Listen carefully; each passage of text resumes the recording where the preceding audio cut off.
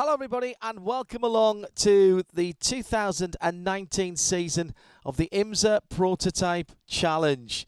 We've already had our first race of the season. That was in the first race of this 50th anniversary year for IMSA. The golden anniversary was kicked off by this great grid of prototype cars. We're down in Central Florida, could not be any more central in Florida. Sebring Raceway, Sebring International Raceway, just on 3 3/4 miles, 17 corners, and the place where, really, for the USA, endurance racing cut its teeth. Originally the home of the US Grand Prix as well. This place breathes history. Every footstep that you take here is following in the steps of greatness.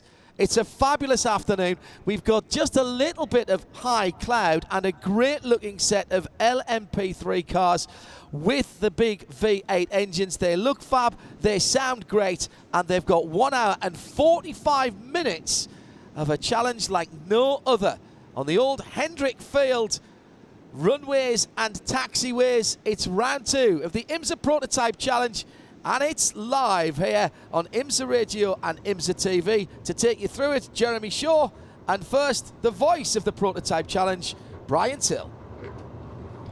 It has been 10 weeks since Prototype Challenge has been in action. That seems like an eternity for these drivers, Jeremy.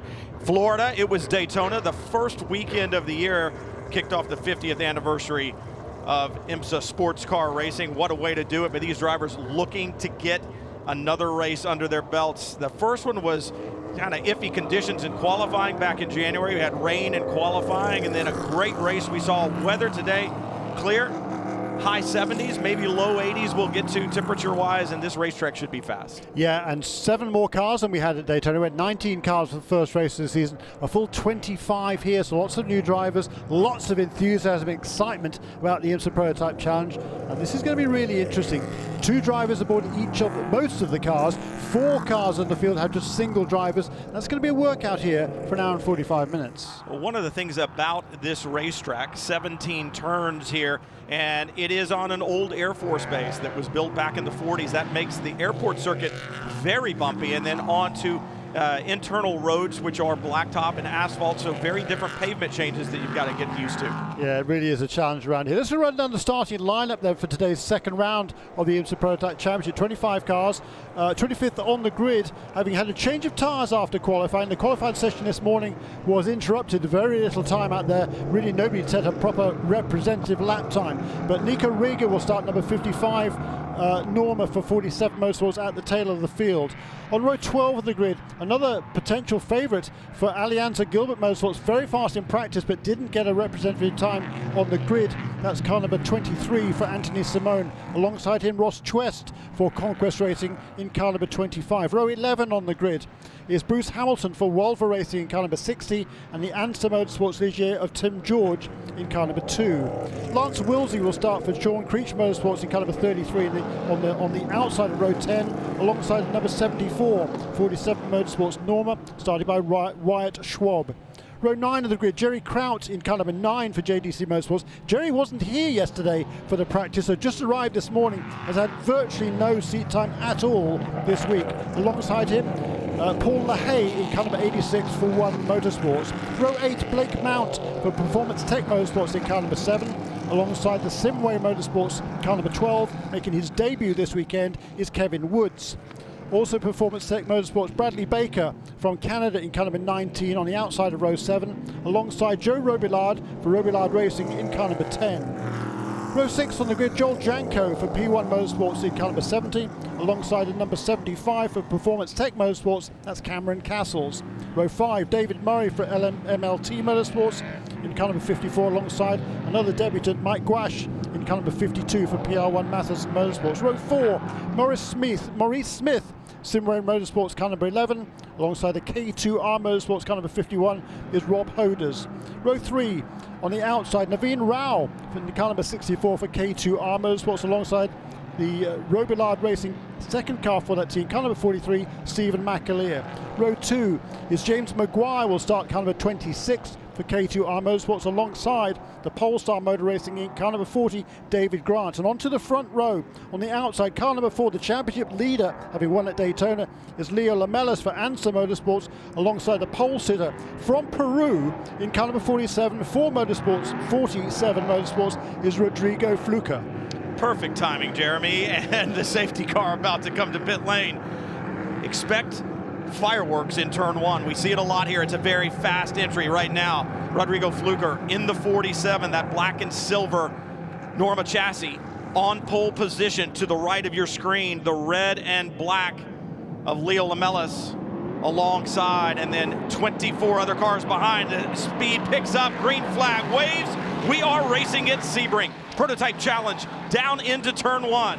And what a great start by Leo Lamelas. It certainly was. The pole sitter there was caught a little bit off guard. Rodrigo Fluker didn't get on. I think the car sort of wiggled sideways as he jumped on the throttle, and that gave a good start for Leo Lamelas. But look at that, all over the road as they head into turn 1 and out of it. The good news is they all made it through. A little bit of lockup going into the first section. It's not uncommon to see that, as it takes a while for these Michelin tires to get up to temp and pressure. But right now, Leo Lamelas, what a great start from outside the front row, was able to get around Rodrigo Fluker, but got a long way to go. An hour and 45 minutes. A little block thrown down towards the hairpin.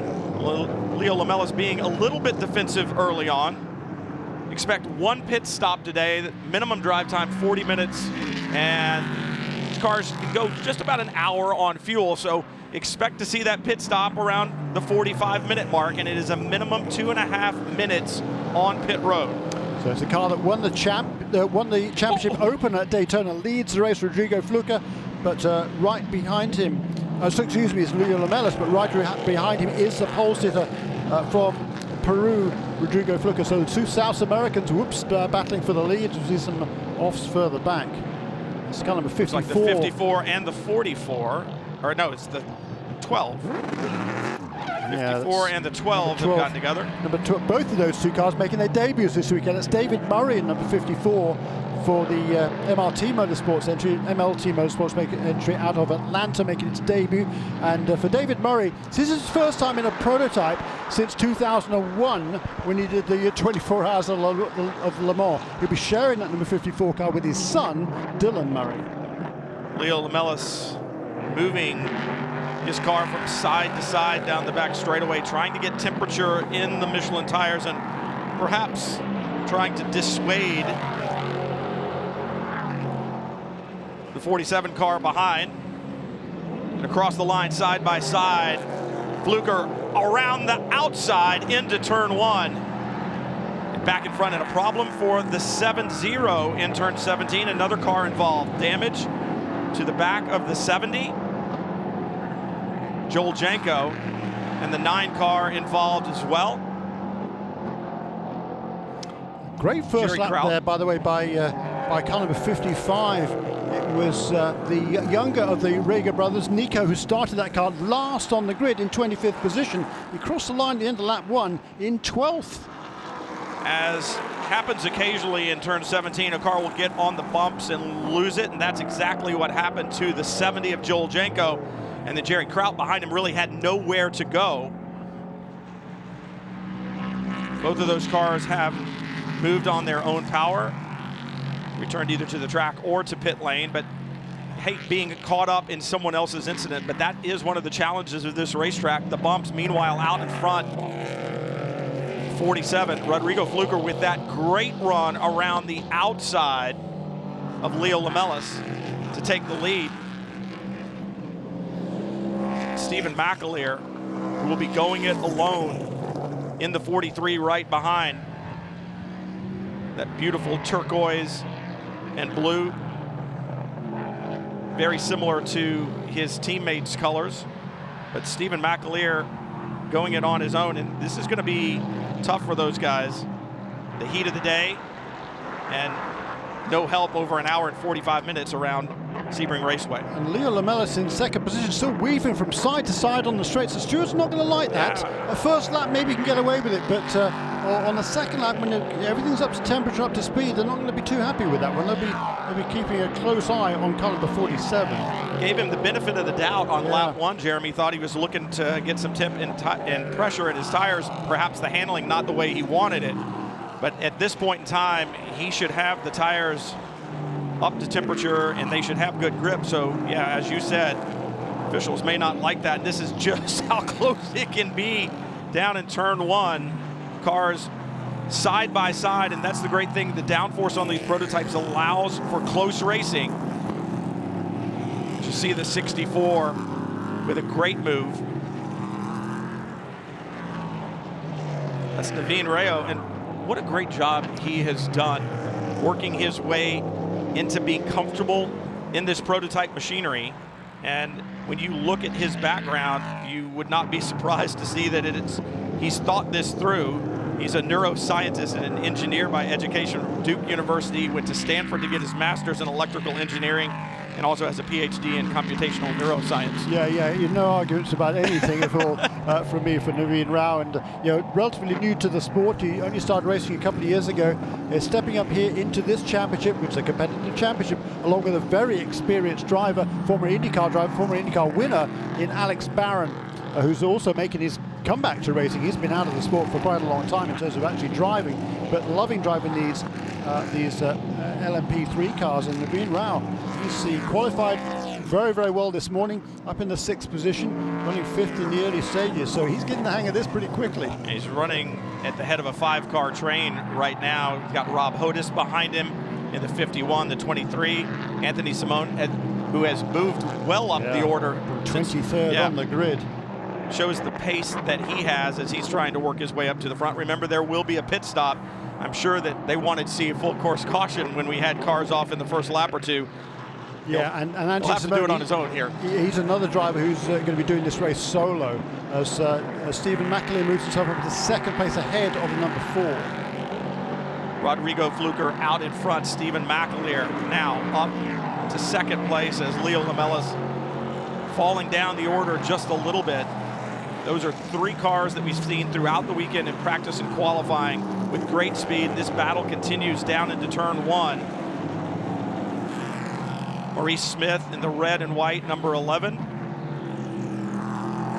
Part of that as well as he looks up the inside, trying to get past the 5-5, the 55. Nico Rieger on his way up from that starting position at the back of the pack.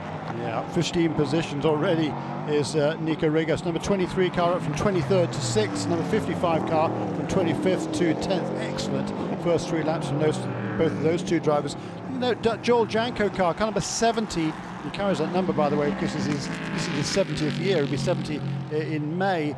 Joel's got some damage to the back end of that number 70 Ligier. Anthony Simone absolutely flying. He's now taken over the 4th position. David Grant, the victim there, as he's moved back in the order to 5th. The 23 on a march to the front.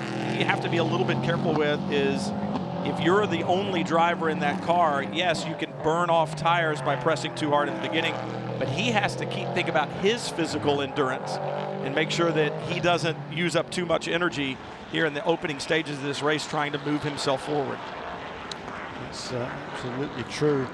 And that qualifying session this morning certainly upset the overall order in terms of pace of the cars. And now the sort of kind of rightful pace order settling down, at least for the first of 2 drivers, and most of these cars will have a change of driver at around about the half distance mark.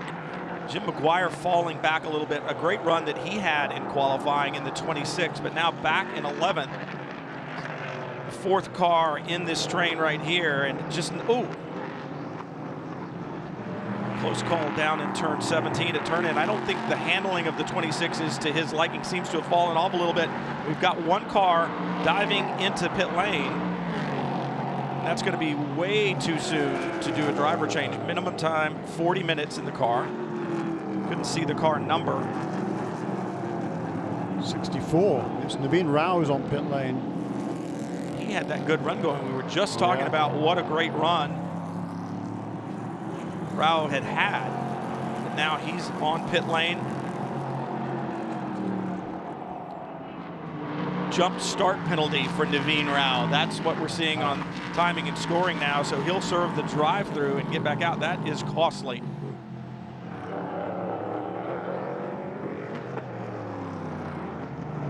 Great battles all around the 3.75 miles here at Sebring as McGuire down into the hairpin, has to go around the outside of the number 11, spun there, Maurice Smith.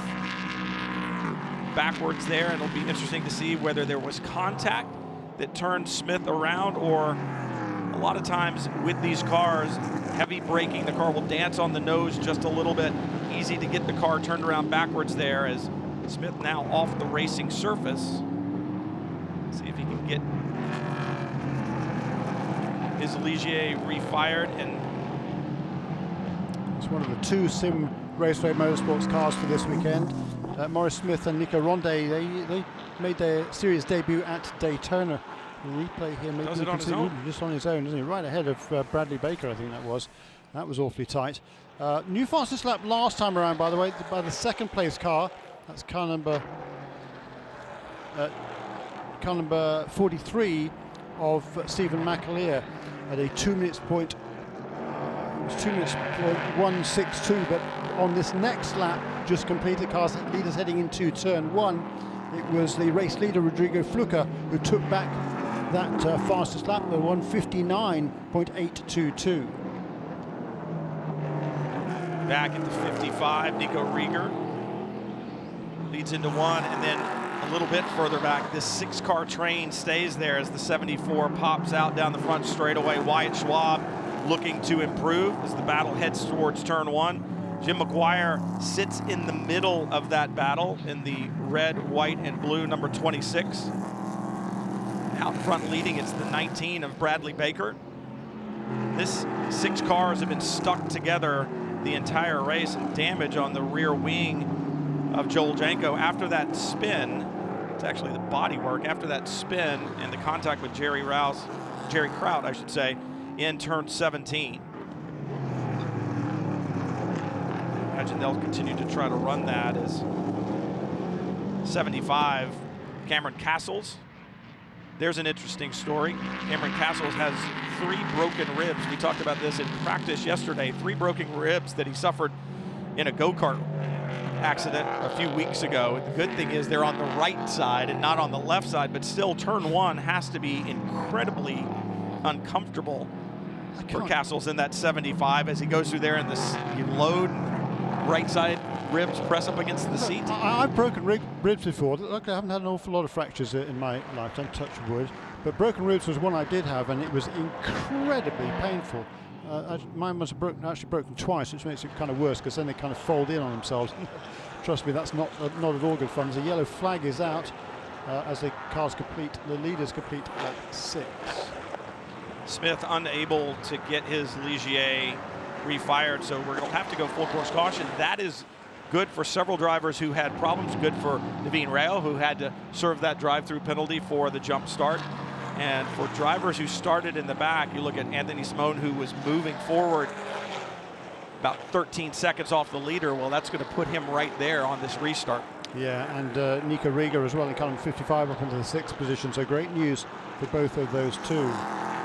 It's exactly what they were looking for. And now get the field gathered up. And the other thing it's going to do is for those drivers who've been pressing hard, trying to work their way up from the back, it's going to give them a chance to cool down tires, cool themselves down just a little bit, a little rest, so they can attack when we go back to green. And even though we went yellow, the yellow was out before the cars actually reached the start-finish line. New fastest lap of the race on that lap, but for our race leader, Rodrigo Fluker, at a 1:59.752. He's the only driver in the race to get below 2 minutes. Stephen McAleer in second place at 2 minutes 0.1. And a couple of places behind him, Anthony Simone in car number 23. We talked about him having been started in way back in the 23rd position in car number 23.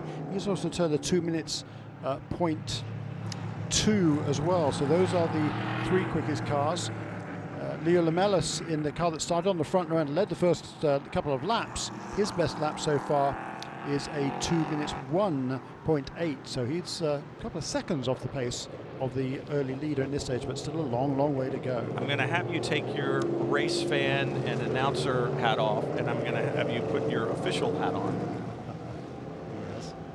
What are you going to say to Mr. Fluker, who just set his fastest lap of the race while there was a yellow flag in turn 11 and a stalled car on the outside of the racetrack? Yeah, I've got to think he was already way past. I'm hoping he was way past. Car's been there 11. for two or three laps, Jeremy. Yes, it has, hasn't it? That's true. No, well, no. It's been there for at least two. It has been there for a lap. You're right. Yes, I think I might be calling down and saying, what about the lifting off bit? Yeah, I'm not suggesting that there's going to be a penalty that's handed out, but I might suggest that there'll be a conversation that's had. You might be right. And a couple other guys also set their fastest laps on that last lap as well. There's been Nico Riga and Brad Baker as well. Brad Baker running in the 9th position. Who's the fastest? Who's the best place of the bronze drivers? We're watching a replay again of the spin. We actually can't quite see the spin. It happens just out of our vantage point there. It was after the turn in, kind of as he got to the apex, all of a sudden that number 11 car turns around. That's Murray Smith. And Mo had a bit of a slide there. He stopped on the racetrack. You got it off the racetrack though. Well, that's what's interesting. I'm wondering if there was something mechanical that caused the spin, or if when he got it out of the way and off the racetrack it died and the battery went flat trying to restart it. Batteries are so good anymore. It's hard to think that that would be the case. So it could have just been that he had some type of a mechanical problem and broke in the middle of the corner. If you break a drive shaft or something like that, when the car is under drive and loaded in the middle of the corner, it wouldn't be too far-fetched to think that that could have upset the balance of the car and caused it to spin. But they had to go retrieve him at any rate, and that is good news for some of these drivers.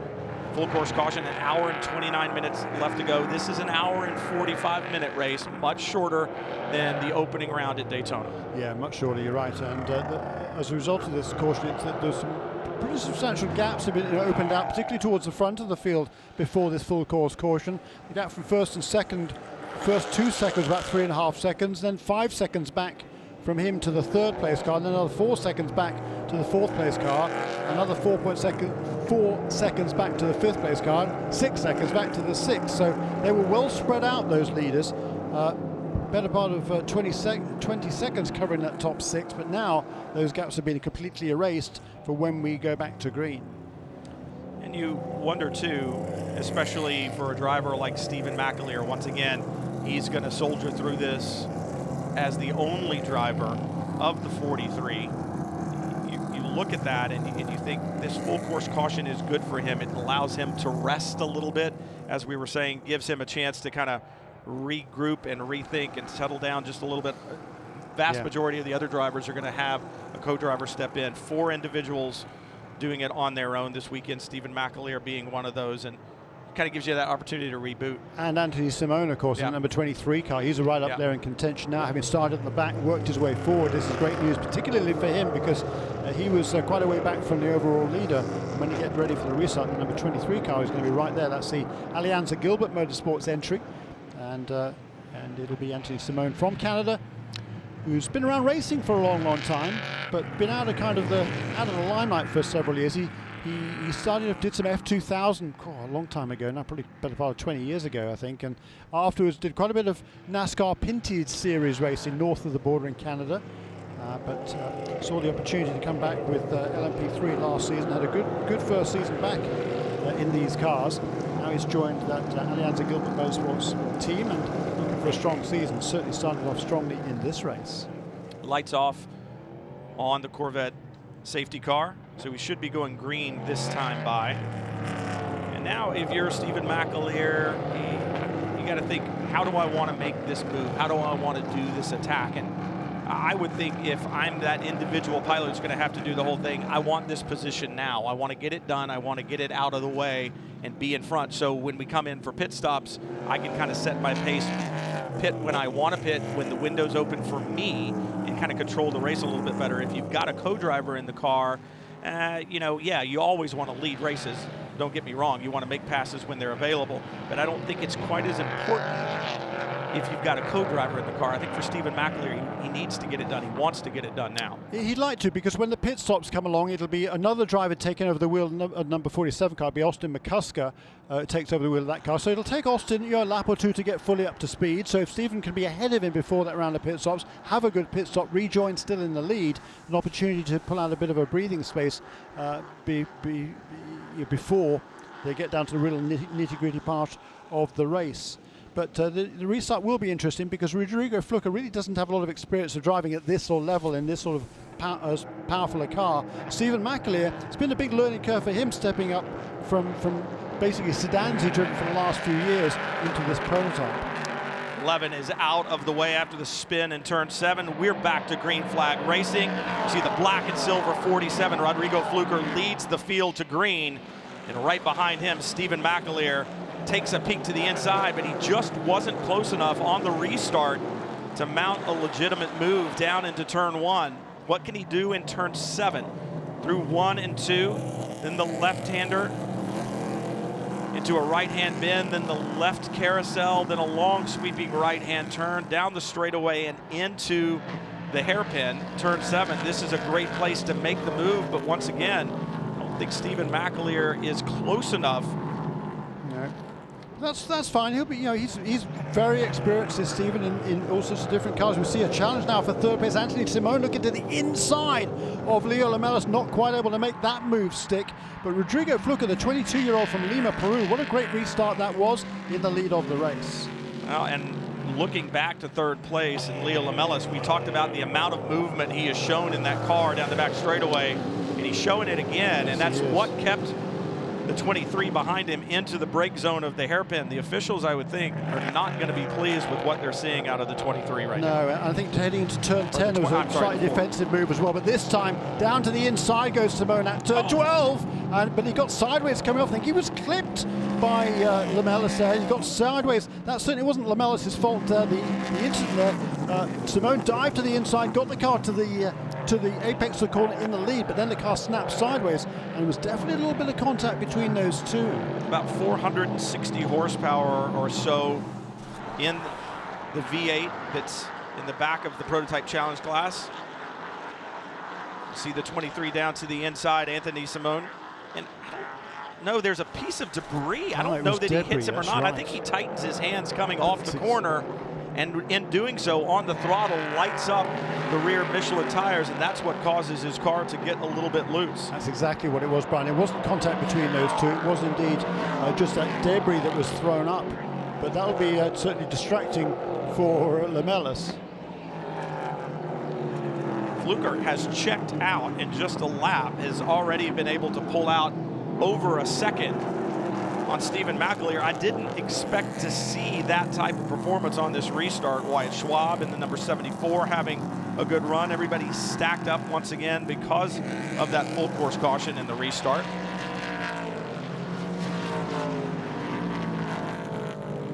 Good restart, excuse me. Good restart there for David Murray in car number 54. That's the car that was involved in a bit of a mishap early on in the race when the car spun in front of David Murray. But on that restart, David's already made up 4 or 5 places, from 20th up into 17th, and looking to make some more next ahead of him in that number 54 car. It's the number 86 driven by Paul LaHaye. Nico Rieger up to 6th after they started towards the back. 60 now on pit road. That's Bruce Hamilton. That's the car he will be sharing with Tony Kazimierz. They had a great run at Daytona in the opening round of the championship to finish in the 3rd position, and Tony Kazimierz actually set the fastest lap of the race in the closing stages at Daytona. Spoke to Tony this morning, super happy with the car, looking forward he was to get it behind the wheel, but this is too early to be a scheduled stop for car number 60. David Grant in the 40 has shown great speed all weekend long. Right now behind him, Nico Rieger in the red 55, really beginning to put pressure on David Grant. Grant, one of those drivers who didn't want to see that full course caution. It's allowed the likes of Nico Rieger right up behind him and challenging at the end of the back straightaway. Good challenge into turn 1 last time around.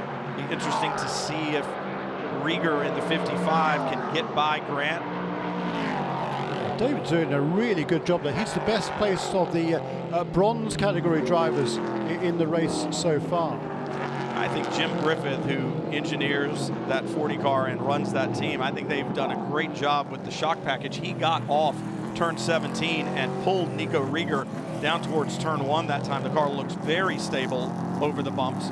And good battles everywhere. The 51 and 52 right behind them. Rob Hodis and Mike Wash. Fastest lap of the race that time around for our race leader, 159.432 for Rodrigo Fluke. He pulled out a half a second over the second place car, Stephen McAleer, and in third position, Anthony Simone. He was in the 59s as well. The top 3 cars then all in the 59s on that last time around. Fourth place car, Leo Lamelas, championship leader, let's not forget, having won the opening round at Daytona. His best so far on that last lap was a 2 minutes 1.4. It's for 2 seconds off the pace set by Rodrigo Fluke at the front in that 47 Motorsports car number 47. Side by side through the hairpin. You don't see that very often, but the battle a little bit further back, the 70 really pressing hard, damaged that car because of the spin for Joel Janko down at 17. But some hard-nosed racing going on in Prototype Challenge. The car's damaged already, so he's going, well, slide down the inside of somebody, it's not going to really matter. It's scratched already, right? Yeah, Joel's having fun out there. He's from Key Largo in Florida. Great enthusiast. Great to see him doing a good job here. He'll hand over that car to a very well-known driver coach, Jonathan George, who will take over the number 70 car in the closing stages. And Jonathan, yesterday in practice, was really quick. He was among the top 5 overall. Jonathan, very quick, as you said, and I was speaking to him at the IndyCar race at St. Petersburg last week, and see on the bottom of our timing screen, I'll get back to Jonathan in just a second. Car 4, that is Leo Lamelas. We talked about his weaving on the bottom of the screen. Car 4, penalty, blocking, warning. Warning. So they're warning him right now. It's interesting, it says penalty, it kind of gets your attention, and then warning is the last word there. So the officials not pleased with what they saw, as we suspected. I was talking about Jonathan George, and he was saying these cars are so physical that he looks to another long race at Canadian Tire Motorsport Park, and he really feels like they're going to have to bring in a third driver. And if he was warned for blocking Leo Lamelas, the penalty may be handed down here in just a second, because one more time into turn 7, a big move, or perhaps we're just seeing a replay, but Lamelas is going to have to be on good behavior. Yeah, I think it must be a replay, because he's got a couple of seconds ahead of David Grant, who's leading the bronze category at the moment.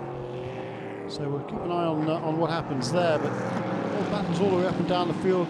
51 car just coming through turn 10. That is Rob Hoders in the K2-1, the K2R Motorsports team principals team cars, and he is second of the bronze drivers at the moment, holding off number 52, which is another bronze driver, Mike Gouache, for PR1 Matheson Motorsports in car number 52. That car making its debut in this championship this weekend. Also, of course, number 52 team, PR1 Matheson Motorsports, running a car in the Sebring 12 hours as well, the Motor 1 12 hours of Sebring, presented by Advanced Auto Parts.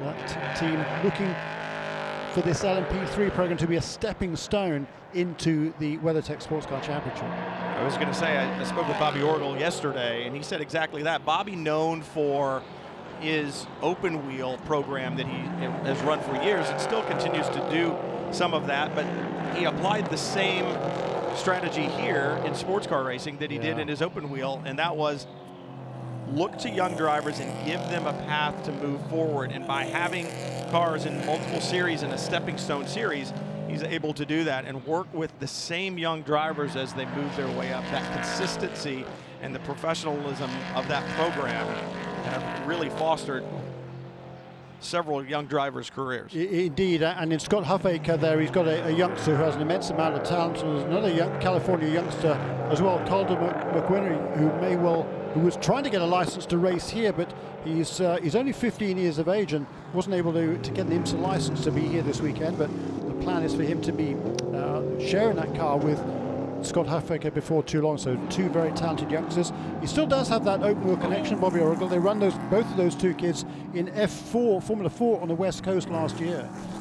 And a problem, No, it's I believe it's Joel in the 70. Okay. Oops. Turn 1, the car just breaks loose. And a pretty wild ride off to the outside. And that's dodging a bullet. Anytime you have a problem in turn 1 and spin and not make contact with anything, you've done well. You might want to head to the convenience store down the way and buy a lottery ticket because luck is on your side. So Joel Janko, that car has been put through the wars today. And, that's gonna end in Leo tears. Lamelles, yeah, that wasn't gonna work. Turn 16. Was that Leo Lamelles? I think it was number 60 car, wasn't it? Which is a lap down. He come out of the pits and was a lap down, just a couple of laps down to the leaders. I think, yeah, it was, wasn't it? That was Lamelles. That was an unnecessary move by the young Brazilian. I think that's over in the turn 13, 14, 15 area, and it's very easy to lose patience and try to get something done. You feel like the car in front of you has seen you, and you're like, is he going to let me in? Is he going to let me in? And you make that decision to go ahead and put the move on, and then the door gets closed. And I think that may have been what has happened. And between the blocking warning that Leo Lamelles has gotten earlier and then that contact, he has to clear his mind and get rid of any emotion that he may have. I'm sure he's frustrated in the car. Looks up the inside, and then, yeah, it wasn't going to happen. That was not a well-judged move by Leo Lamelles, but lack of experience showing there for the young Brazilian. Got up on the curb, the car jumped to the left and then made contact with the 60.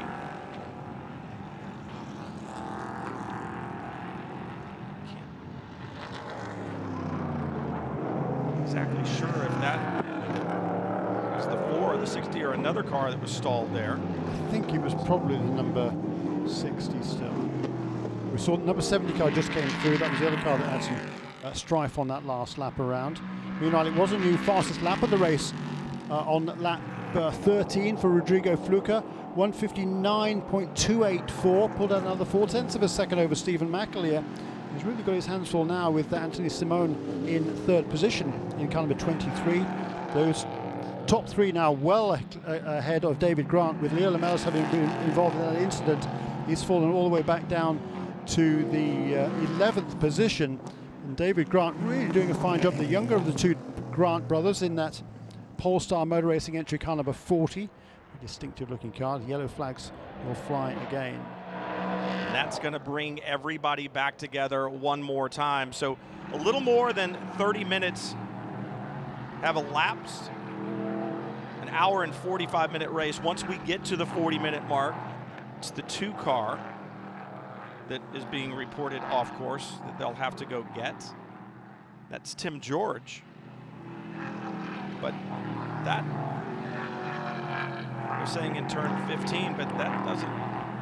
Yeah, it is the 2. It has the same color scheme as the 60. I wonder if Tim had the problem when he saw the cars spin in front of him, when we saw the issue with the 60. Looks like he's got it underway, and he's gonna, what a great move, a professional move. It's right there by a cut. It looks like he may be trying to back it into the cut, or is he just backing it up to try to get back on track? There's another neurosurgeon, is Tim George, again making his debut in the LMP3 cars. Made some starts in the old IMSA prototype lights category over the last several years. He's a professor at the University of Texas Medical Center in Austin, one of the leading pediatric hospitals in general, I think, or certainly research hospitals in the nation. And Tim George is a very accomplished professional in the medical industry. Yeah, interesting to see the damage on the headlight. Tim George wasn't a part of the incident that we saw between Lamelles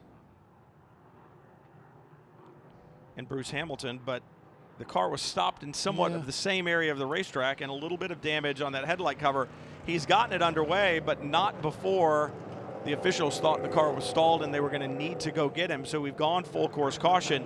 It should not last very long because the car's been moved under its own power. Lights, in fact, just went out on the Corvette safety car, so we'll go back to green, and here's another opportunity to get a pass done for Stephen McAleer. See if he can get this restart timed a little bit better than he did the last time. He had no shot on the leader, Rodrigo Fluker, as they came down into turn 1 on that restart. And the incident involving Lamelas and the 60, Bruce Hamilton, is under review by race control. Yeah, you know, for Stephen McAleer and the Robillard Racing team, to be running in second place in the organization's just second race in this category, that's a pretty stout effort. So yeah, they'll be pleased with that. They won't get too greedy. Stephen's been around the sport a long time, and is very experienced. He knows how to win championships. He knows how to run at the front and not get too greedy. The team is actually run by Muehlner Motorsports, that run cars originally from Europe, but racing cars. Running racing teams over here now, based in Orlando, Florida, so not too far from here. This is one of their kind of home tracks, along with Daytona, the first round of the championship in January. But certainly to be running in the second place there, and Joe Robillard, the team car, is running very impressively back in 13th position in car number 10. The officials may not be very happy with Mr. Fluker on that restart. He basically parked on the back straightaway. He needs to maintain the pace of the safety car, let the safety car get away, and then pick up his speed as he comes on the front straightaway. He really stacked everybody up. You saw a lot of cars having to bop and weave in the back. Some questionable tactics being employed by some of these young guys. There may be some conversations afterward. So. They may have a list in race control of conversations that need to be had, and that really strung the field out. McAleer, no attempt that time into one, and I don't know that he'll be close enough as they head down into the hairpin. It does seem that Rodrigo Fluker has the ability, as soon as that green flag drops, to be right back up to speed. He doesn't have to build back up to it. He's right there. He is, and these top 3 cars, all Norma M30 chassis. The best at Ligier's in 4th position. That's David Grant for Polestar Motor Racing. He's running a little bit wide down there at the hairpin. He's still running a very fine 4th place. Best of the Bronze Cup contenders at this stage in the race. Michael Gouache in the 6th position, car number 52. He's 2nd of the bronze drivers. Rob Hodes is 3rd. He's in the 8th position overall. And then next up will be Bradley Baker in car number 19, running 10th. And the problems. That is Brad We always Baker. say yellows breed yellows because it puts everybody back together, and lo and behold. That sky blue and white car, I'm pretty sure, is Brad Baker, one of the performance tech machines. Let's have a look. Maybe we can see what happened. Yeah, car gets down the inside. That was number 75. That's Cameron Castle. That's his teammate for Performance Tech Motorsports. He was kind of poking his nose in there. The 2 Canadians, one from the East Coast and one from the West, and there'll be a conversation there certainly after the race. I would think Cameron would like to have that one back, and he's going to think, well, you're sitting on the right side of the car. You should have seen me. I hear the conversation right now going on. You should have seen me, and you should have left room. So that will be, I'm sure, it'll end up being we agree to disagree. Probably. When was a race car driver ever wrong anyway? Having been one, I know I was. Experience. Yeah, absolutely. As my father used to say, I thought I was wrong once, but I was mistaken. One thing about this Norma chassis, a lot of the teams feel like that it is a better straight line car. The incident involving the 19 and 75 is now under review, and meanwhile, number 4, Leo Lamelas, incident responsibility. He'll have a drive-through penalty with the 60, and heavy damage now on the 52. Ooh. Mike Gouache, who had had a good run, he was up in 6th. Yeah, and he was challenging number 55 car of Nico Rega. Looks like he's lost it on exit of turn 1, has spun all the way across the road. Seen that before? Yeah, I think we have. We have seen that before. It's a great shame, because that team, PR1 Matheson Motorsports, made a really good debut this weekend. And tell you what, as soon as I heard that Mike Gouache and Scott Huffecke were going to be driving, because Mike Gouache wasn't actually entered in that car until just, yesterday was the first time I found out about it, the day before, I guess. I had those 2 tipped for having a really good result here. So Mike Gouache will be really disappointed to have that extensive damage to the back of that car. It's going to bring out the yellow flags once again. It'll be really interesting to see what transpired in that incident. One of the things about turn one, it's very bumpy. You need to be on line. There's really not much margin for error. And if you get wide at all at the exit, the tarmac basically stops.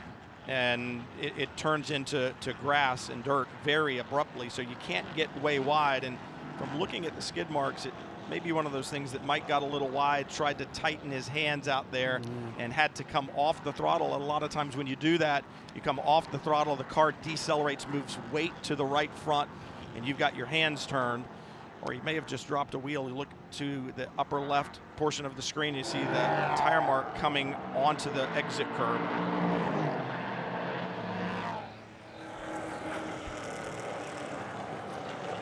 A little bit slow getting out of the car.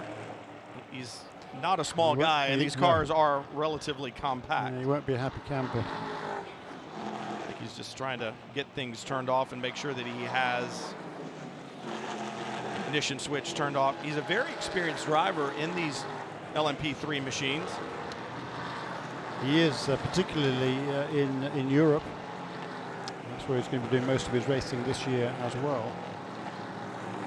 Surveying the damage before he wants to go with the medical guys. He's like, I understand that I need to go, but I just want to check the car out a little bit beforehand.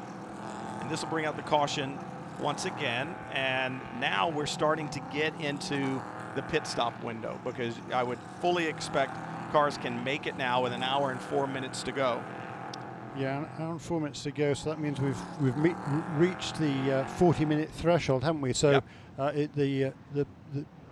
The drivers can make a pit stop now and run to the end. But what they can't do, Brian, is make their pit stops under yellow. Exactly. So they'll have to wait till we go back to green. They can't then come in as it goes green. They have to take the green flag on the racetrack, and only after they've done so are they allowed to make their pit stops. The reason for that is because if some drivers had stopped under green flag conditions, somebody comes in under yellow, they're able to lose a lot less ground to the leader than they otherwise Absolutely. do. So that just helps to even out the field, and that's a smart regulation that's been brought in over last year and this.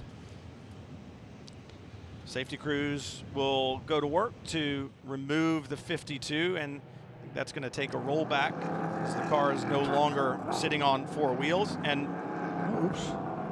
Yeah, that's Brad Baker again, and looks like one of the IMSA cars spinning down. And maybe the number 2 car of Tim George. Maybe they got together again during that caution period, have they? That's a bit embarrassing.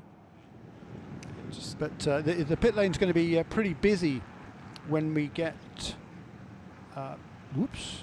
Oh wow! That was a number 2 car. Just appeared with sort of this kind of the tail end of a replay there.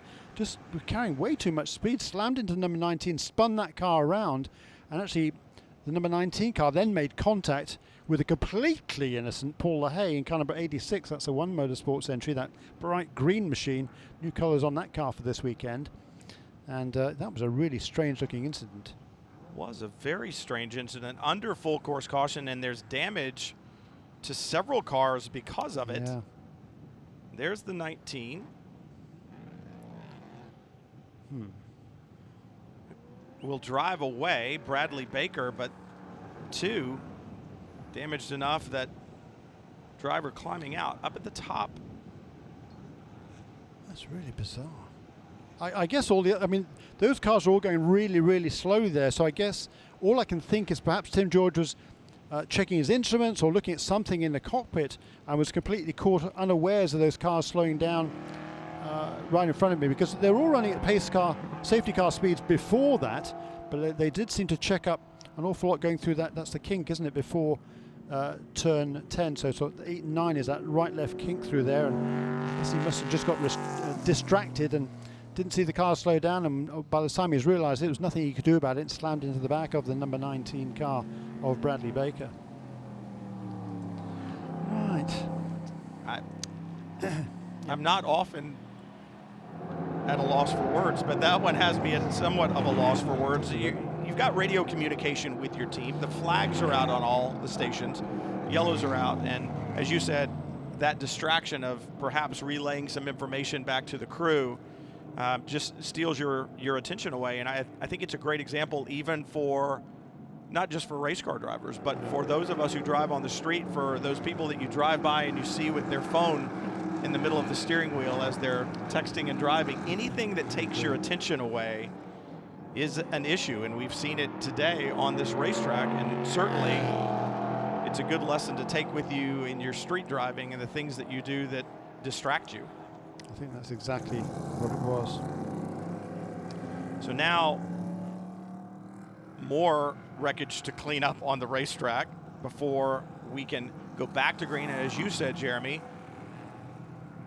cars not able to come to pit lane during the full course caution, they will have to go back. Yeah. And the problem that we're going to get into, if it lasts for too much longer, obviously we're under yellow, but the cars can run about an hour, and I don't expect this cleanup to last that long. But what happens is you kind of get into this no man's land as a team if you are green and you run the session too far and you start to get close to being out of fuel and it goes full course caution. Now you've got a problem because you've got to circulate out there and try to make sure you're saving as much fuel as possible. Yeah, you're right. And this time of this caution period, also unfortunately for number 4 car, that's already got that penalty, a drive-through penalty for incident responsibility with that earlier incident, along with the number 60 car that had been a couple of laps down. If he'd have been able to serve that penalty before this caution came out, he'd be in really good shape, but he hasn't, and so he won't be, basically, because he'll have to make 2 pit stops when we go back to green, one to hand over to Neil Alberico. Isn't it funny how things turn around, because that team at Daytona won the race primarily because they made their driver change pit stop right before a full course caution. They were able to get their driver change done, get Neil Alberico out back into the race, and then once they went back to green, everybody else had to make their pit stops. So Neil Alberico was able to vault all the way through to the lead, and he had a lead of about a minute, which he then just controlled all the way to the checkered flag. But this time the strategy is not going to work out in that team's favour, and I think they had actually kind of had an opportunity, albeit a very brief one, with just a 1 green flag lap before we went back to yellow, to make that stop. That penalty stop, they'll be kicking themselves now for having not done so. It's one of those things that sometimes you use the strategy and you win, and you go, well, that was a good strategy. Let's use it again, and then the next time you use it, you get bit.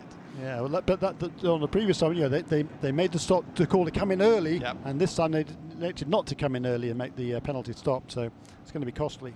Well, I believe that when Lamellis serves that penalty, he's going to, just like the pit stop, he'll have to take the green flag, do a lap, come around, or can he serve it That's a good question. I'm honestly not sure whether he can't do any service to the car, can't do the driver change certainly. Whether he can come in and serve that penalty right away, I honestly don't know. But we will find out pretty shortly. You can tell that the teams are set up and ready to go because they know that they're in that window. They know that when they go back to green, they'll be making the stop. So the crews are getting ready in the pit lane. The safety crews getting the damaged cars off the racetrack. That's a shame. So, oh yeah, the gentleman driver on the tail of that car, Michael Gouache, was one of 4 drivers. Rodrigo Gonzalez, Mike Gouache, Ed Brown, and one more. They're all subject to a full-length feature documentary film called The Gentleman Driver that is available now out wherever you get those. So it's actually out on general release as well, but you can certainly get it online, The Gentleman Driver. I haven't had a chance to see it myself, unfortunately, but I heard it's really interesting and really good. It just gives the full background of what it's like to be a professional, a top-level professional in real life, let's say, but be a professional driver also, albeit on an amateur level, at the same time at top-level racing. A really interesting documentary, The Gentleman Driver. I'm told well worth a look. It's good to see Tim George walk over to the safety car and get in. He'll be taken to be examined just like every driver who has contact is, but he walked into the safety car on his own. That's always good to see. And Cruz working to get his number 2 Ligier on the rollback and get it out. And it looks like we've got some tire barriers that will need to be rearranged as well before we can go back to green. This is full course caution number 3, isn't it?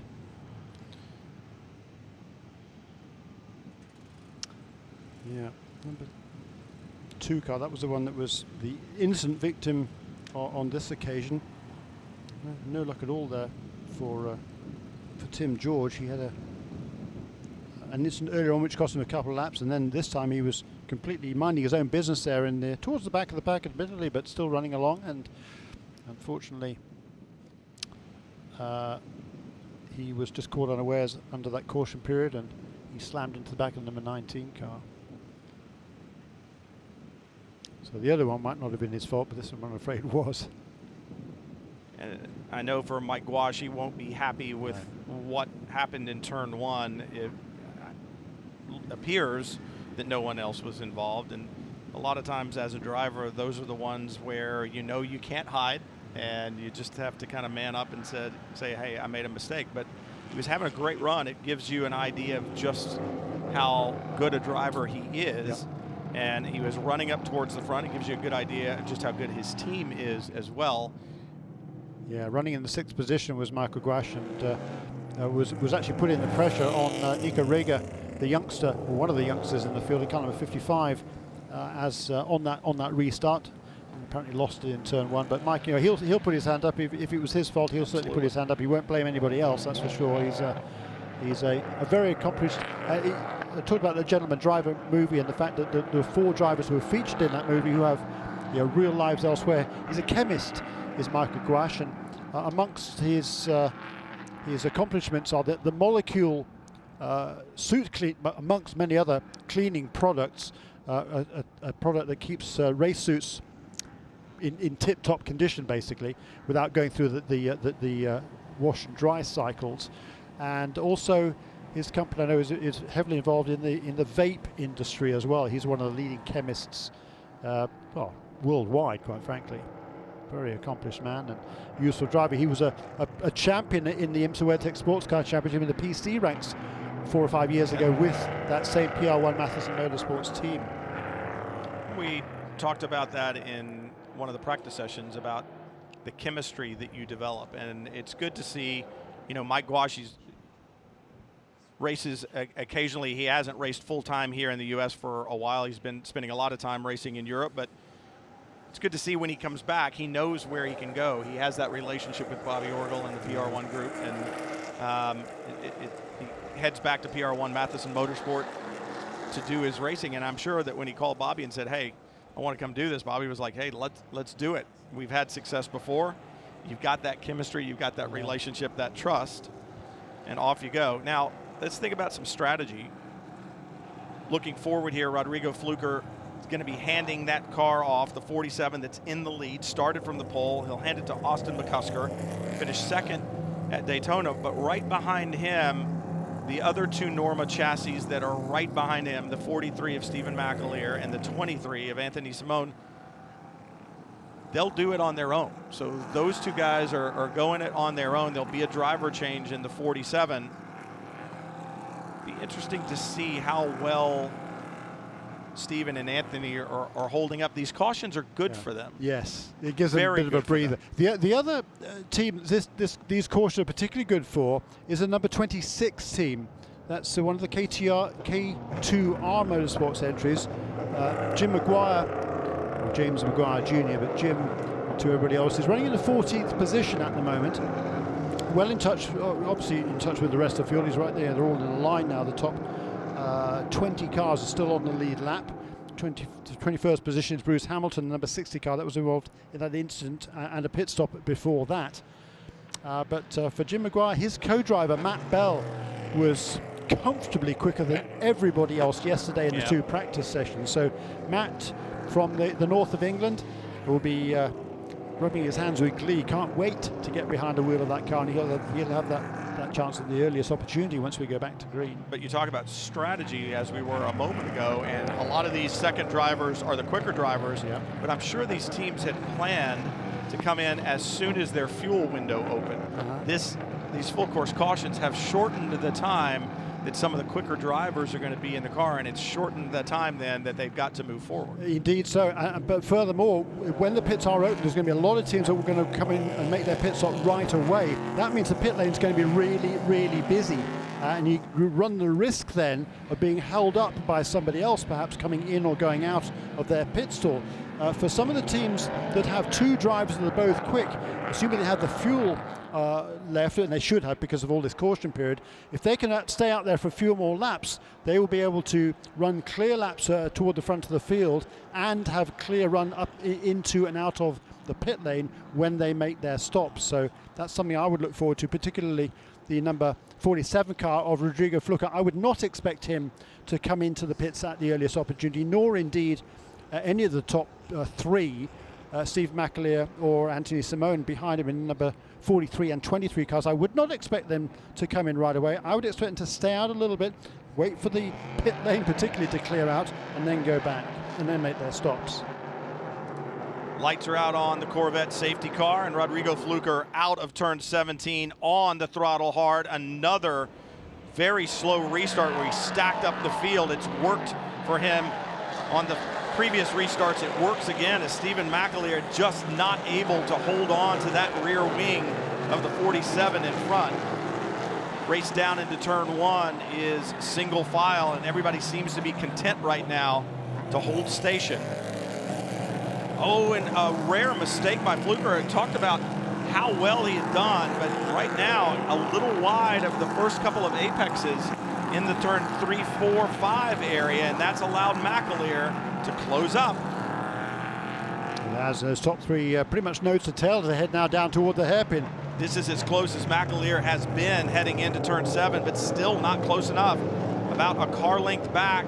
McAleer with a little wheel spin, a little twitch off the corner.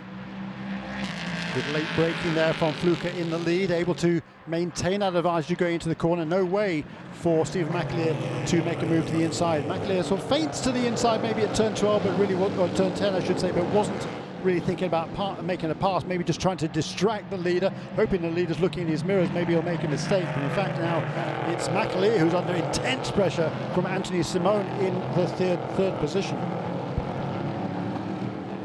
McAleer seems not to have been able to get his Michelin tires up to working temperature quickly, and that car moving around a lot underneath him, and that has allowed the 23 to really mount an attack.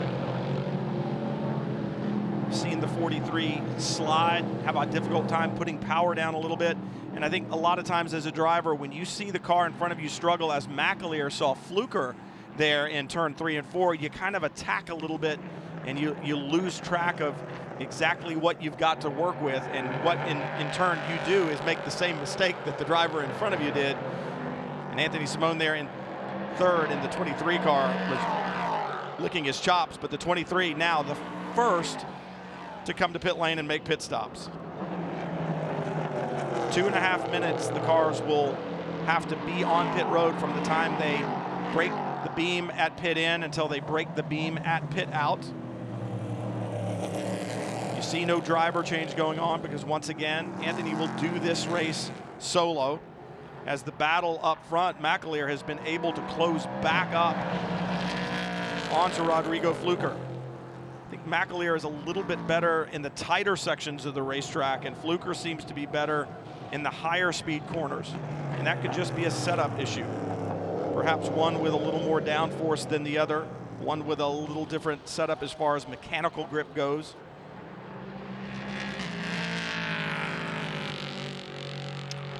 I'm a little bit surprised to see number 23 car come in. The first two did not stop, as I kind of expected, number 47 and 43. David Grant, who I would have expected to come in car number 40, he too stayed out there. And I think he'll be looking to run a good lap or two before it hands over to his brother, Keith. Leo Lamella's served his penalty.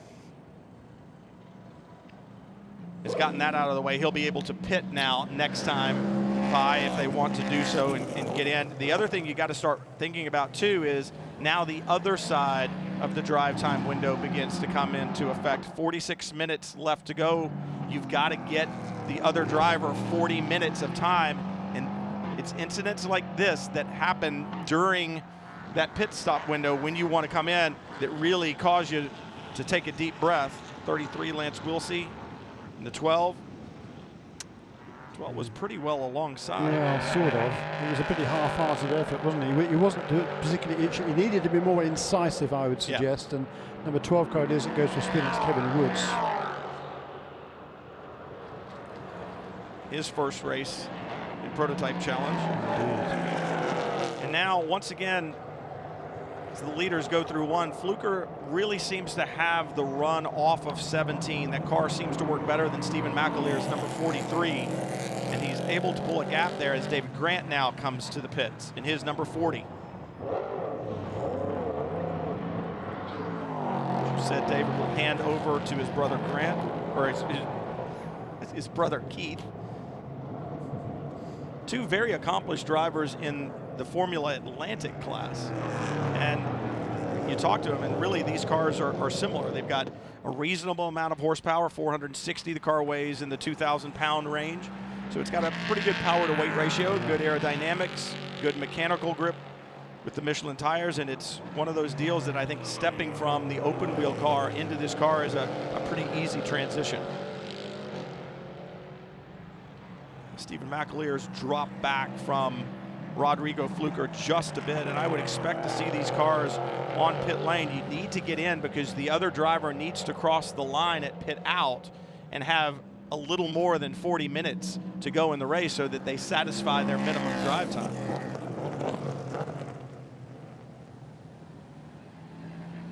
You're running right at 2-minute laps, and you've got to sit in pit lane for 2.5 minutes. You've got to be in pit lane this time. Yeah, you have, because if you don't come in now, you're probably not going to meet the 40-minute minimum. You're absolutely right. So these two cars, there's number 55 car in third place, also has not yet made a pit stop, nor has number 33, number 64, number 75, and number 86. Those are the last cars that will need to make their pit stop.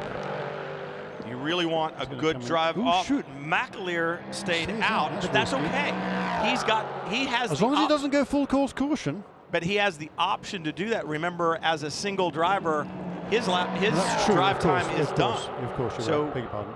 He's got a little bit bigger window. I hadn't thought about that, Jeremy, until I saw him stay out on the track, and all of a sudden it occurred to me he doesn't have to worry about that time. What he needs to do now is put in a spectacular lap time. That's right. He wants to stay out to see if he can get a really good lap time in, and that will perhaps allow him that when he does his stop, he'll come out in front of the 47 as Austin McCusker will be behind the wheel of the 47 when it returns to the track. And the number 55 car, though, he is pushing the limit. That's Nico Riga in car number 55. He will be handing over to his older brother, Timo, at the round of pit stop. So he really does need to get onto pit lane pretty sharply. 4 is in. Leo Lamelas. He had served his penalty. Now he's due his driver change. And it's, as we were saying, 2.5 minutes the car has to sit on pit road, but for your co-driver, there needs to be more than 40 minutes on the clock when you go out of pit lane and cross that beacon, because the minimum drive time, 40 minutes, so some of these teams cutting it very, very close. Yeah, it's really just the number 55 car now. That's the only one, I think, of the drivers that has not yet stopped that needs to, that runs the risk of not doing the 40-minute minimum. And even if they decide not to change drivers for any reason, they try to just keep it low with Nico, that won't work either, because Timo has qualified, or is qualified to drive the car, and he's entered in a race, so therefore has to do his minimum 40-minute stint. A late change of strategy just to run a single driver ain't going to cut it. Yeah. Matt Bell now behind the wheel of the 26, and there's Stephen McAleer on pit lane. No driver change there. He'll sit in the car for 2.5 minutes while the service is done, or sit in the car for a while until service is done. It's just 2.5 minutes from the time he breaks the beam at pit in until pit out. And it's so critical that your pit lane speed is correct. The team knows how long you've been sitting still, and they know how long it's going to take you to get to the beam at pit out. And that math has to be done correctly, or they can get you out too early, and that will draw a penalty. And any other seconds that you're over, well, that costs you time on the racetrack. It does, and the number 23 car, that is going to be, that's, I think, it's made its pit stop and is now kind of ahead of the cars that have made the pit stops. Behind him, number 51, number 40.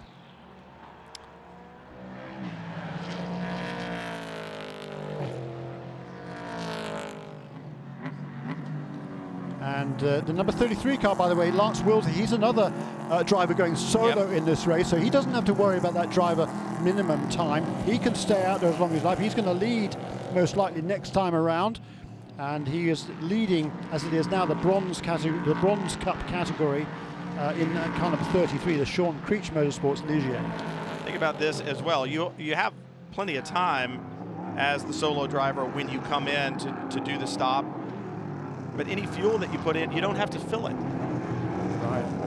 So you can have a lighter weight car when you go out there if you've stayed out on the track longer, because now you've got a shorter period of time to run to the checkered flag. That, in and of itself, is going to give you a performance advantage. It doesn't give you an advantage because the stop is shorter, because once again, the time on pit road is fixed, but it does give you a lighter weight car to deal with. Lance Wilson, actually, in that car number 33, had just had his best lap of the race on that last lap. He's not going to be shown as a leader on that lap because Stephen McAleer did cross the start-finish line ahead of him, so he is classified as the overall leader. I'm confused with something, and that is Nico Rieger still being shown in the 55, and it's being shown on the racetrack. And if that's the case, we're under 40 minutes to go. I think he came in that last time.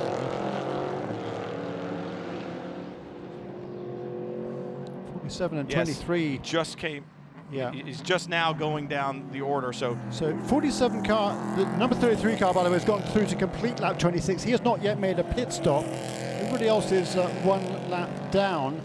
And the number 47 car got out of the pits, having made a stop a lap later. Number 23 got out ahead of him on the road. So that is now effectively the battle for the lead between number 47 and number 23 car. Number 51, which is Garrett Grist, having taken over from Rob Hoders in car number 51, who will be next on the road ahead of Keith Grant, who is in 4th position of those who have made the pit stops in car number 40.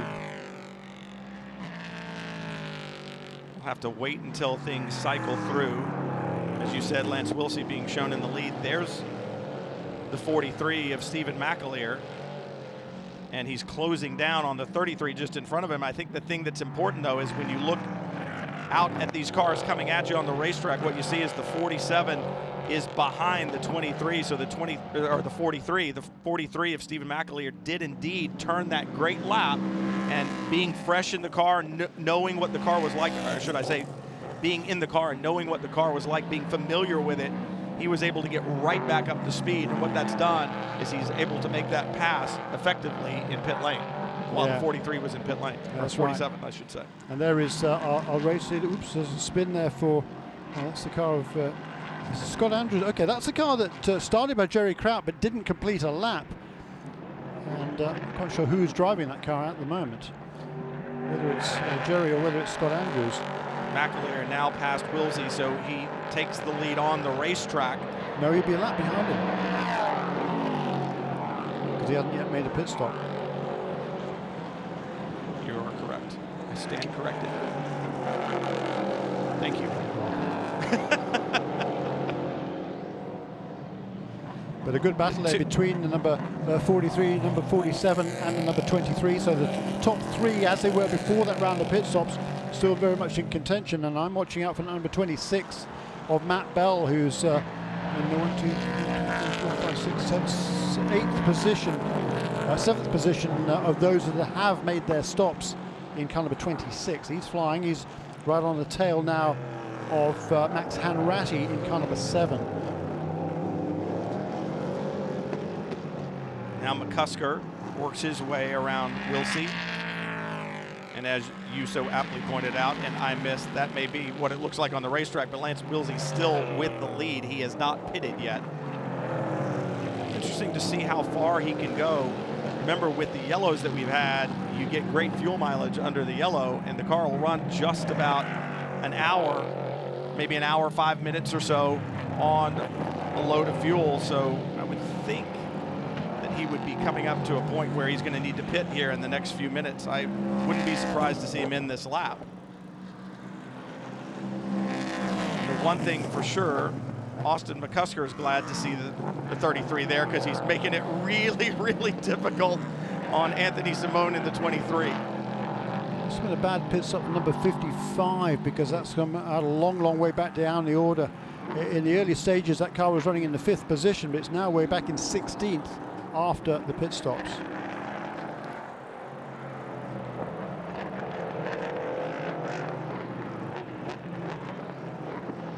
Simone looks to the outside of Wilsey through 17. That's a risky move, because you get out there on the gray and the marbles. If he stays there, he'll have the inside into turn 1. It looks like he's going to get it done. Lance Wilsey, though, did not make it easy by any stretch of the imagination. He's out there, and I'm sure he has a big smile on his face. Great guy, great competitor. And look, you can never get him out of the car. He's such an enthusiast. I was talking to some of the crew guys yesterday, and they came in and did a test recently, did an 8-hour test, and they had a hard time getting him out of the car at all during the day. So running solo around here for him is not going to be a problem at all. Well, and he has 2 chassis, and the crew said, we're really glad he bought another one, because we can take him testing and he can run that one into the ground while we're actually working on the race car. So he'll have something to race, because as you said, getting him out of the car is near impossible. We were talking about co-drivers. He had one at Daytona only because he had to, because of the length of the race. It was mandatory to have 2 drivers. Yeah, that's right, exactly. And Nigel Greensaw, from another veteran driver from the UK, came over and shared that car with a really good job too. Yeah, Lance, I mean, he's turning his best laps up last time around because of that traffic or being overtaken. Cost him a little bit of ground, but the previous lap was his fastest lap of the race, but his previous 2 laps were his fastest of the race so far. So with that fuel load burning off, and with those Michelin tires still in really, really good shape, he's turning his best laps of the race so far. In number 33 still leads this medal race. Any race tire is going to, quote, go off, lose a little bit of performance as you run it, but they say these Michelins are very good. Yeah, they kind of lose their magic in the first couple of laps, but as the drop-off happens, it happens very gradually, and then it reaches a point where it just stays very well balanced for the rest of the stint. So right now, Lance Wilsey with a very lightweight car and some good Michelin tires on it, as you said, turning impressive lap times and not making it easy for anybody to get by.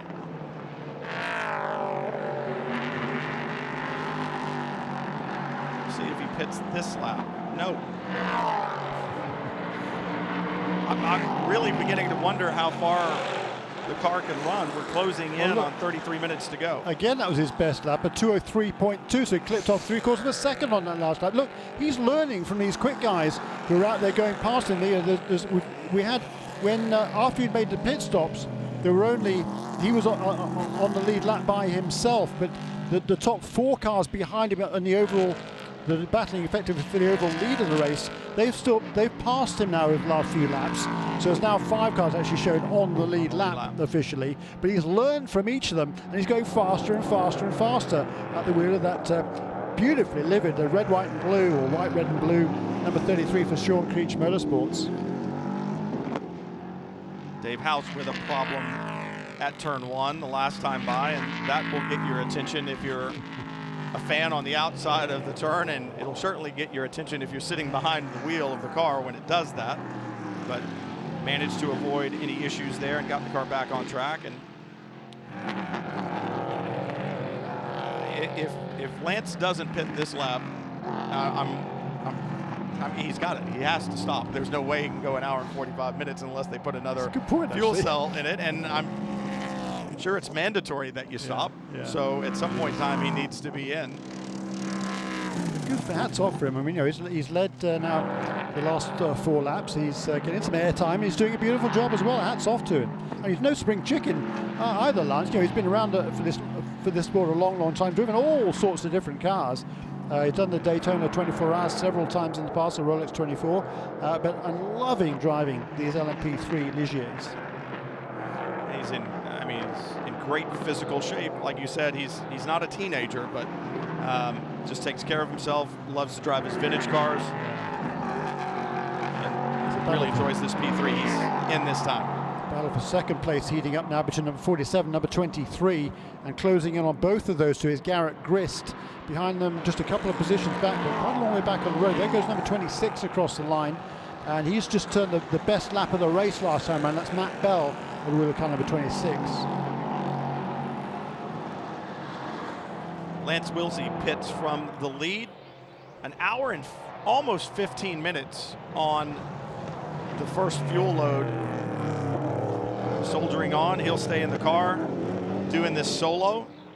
And it could be that the crew was telling him to pit, but he just didn't want to. We were talking about how much he enjoys to drive the car. It was a very long stint and helped out, of course, by full course cautions, but Wilsey is now pitted. Stephen McAleer will take over the lead, and I think great strategy on the part of that Joe Robillard racing team to keep Stephen McAleer on the racetrack, put in a really good lap as Fluker had to pit, and put the time in on the racetrack, and after his pit stop came out with track position in the lead.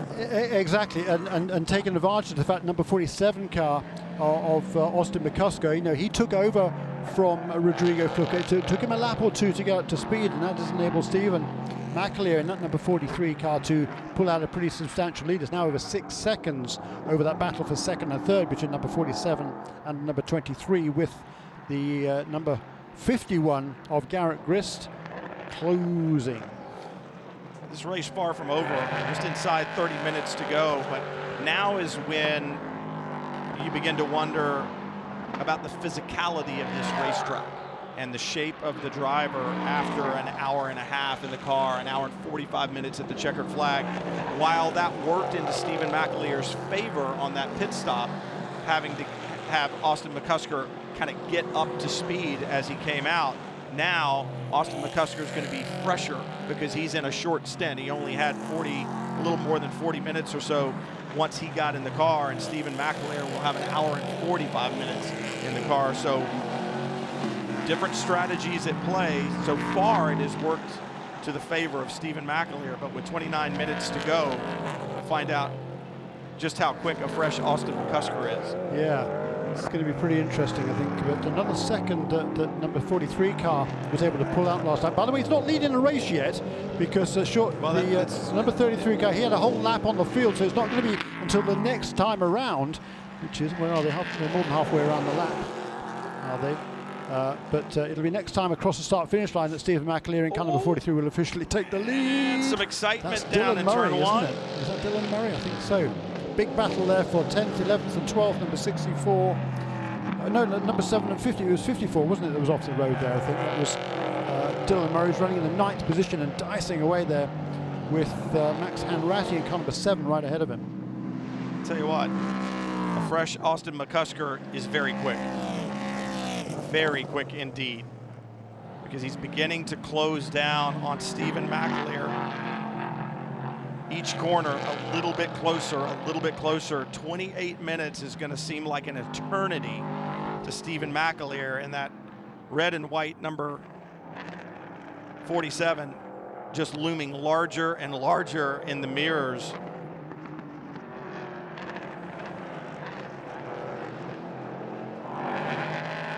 I said red and white, I meant black. The red and white 23 is there with Anthony Simone as well.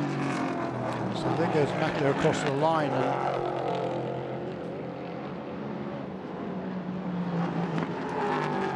Austin McCusker as Anthony Simone stuck to his wing, and they're closing down on Stephen McAleer. About half a second, sometimes 3/4 of a second a lap. Got about 7 seconds, just over 7 seconds between Austin McCusker and Stephen McAleer.